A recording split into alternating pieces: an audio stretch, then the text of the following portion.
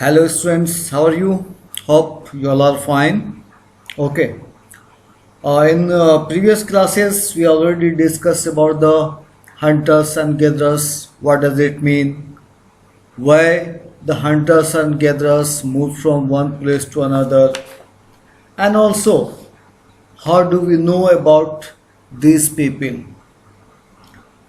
Today, we are going to discuss about the places where the hunters and gatherers used to live.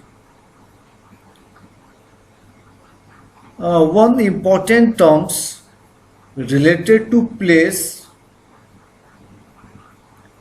where the hunters and gatherers live is also known as sites, but it has other means also. Just look at sites. Sites are places where the remains of things, tools, pots, buildings, etc. were found. These were made, used and left behind by people. Okay. These may be found on the surface of the earth, buried under the earth, or sometimes even under water. And here are some examples of the sites where the hunters and gatherers used to live. Bhimbetka, Hunsgi, Kurnool caves are few sites where hunters gatherers used to live. Sites. One picture I want to show you. It is also in your book. See it. This is the site related to Bhimbetka. See it properly and found the different places like here, in these places also, in these places. These are the caves basically where the hunters and gatherers used to live. Okay.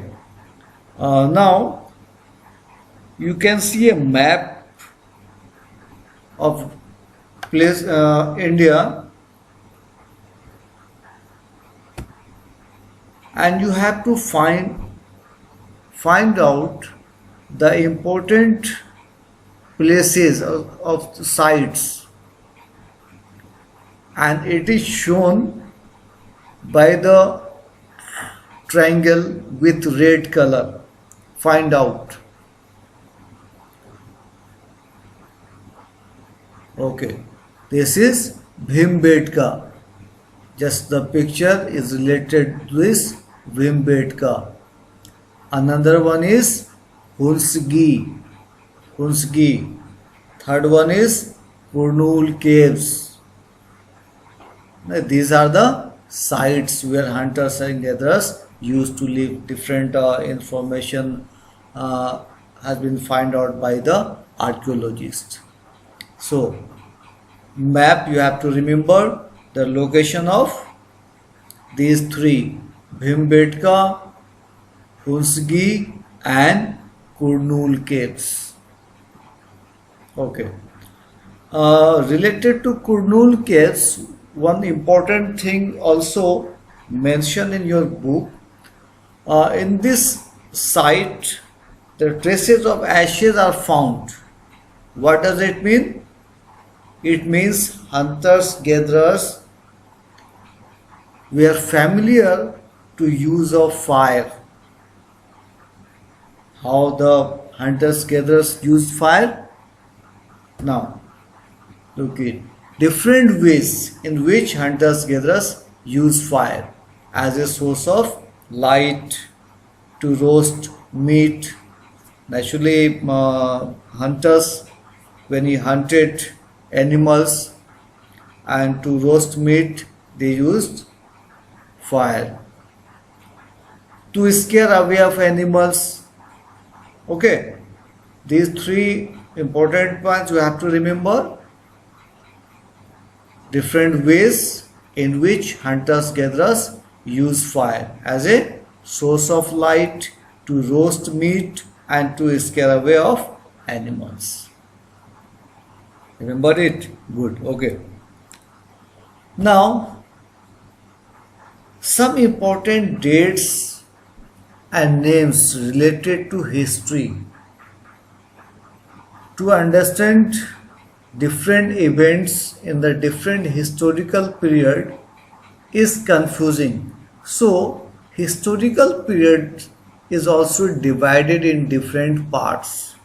The major parts you have to remember.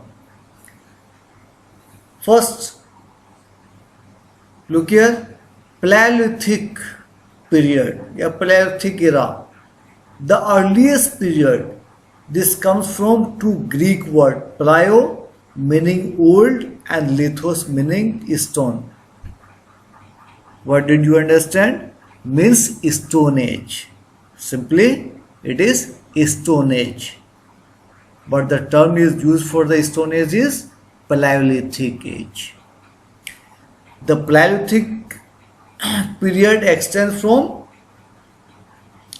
2 million years ago to about 12,000 years ago. This period is known as Paleolithic period, where when the hunters gatherers used stone as a weapons, as a tools to hunt the animals. But this long period from 2 million years ago to 12,000 years ago, this long stretches of time further divided into three parts. The lower Paleolithic, the middle Paleolithic and upper Paleolithic. This long span of time covers 99% of human history. But it is not end. Another division of the history period is Mesolithic.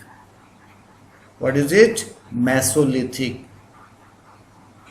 The period when we find environmental changes beginning about 12,000 years ago till about 10,000 years ago. Before 12,000 years ago, it was Paleolithic or the Stone Age.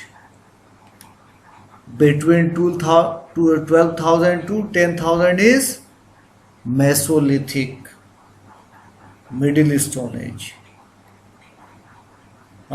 In this period, microliths is also used in history. Stone tools found during this period are generally tiny and are called microliths. When the size of the stone weapons has changed as per the time. So when the small, tiny stone were used, it is called the microliths. Next one is Neolithic. The next stage from about 10,000 years ago is known as Neolithic. So dear student, you have to remember these historical periods because different historical events can be remembered through this categorization, periodization of history.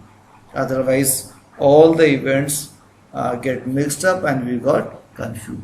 So you have to clear this historical division, periods. Okay. Next class we will start another portion of this chapter. Thank you. If you have any problem, ask. Thank you once again.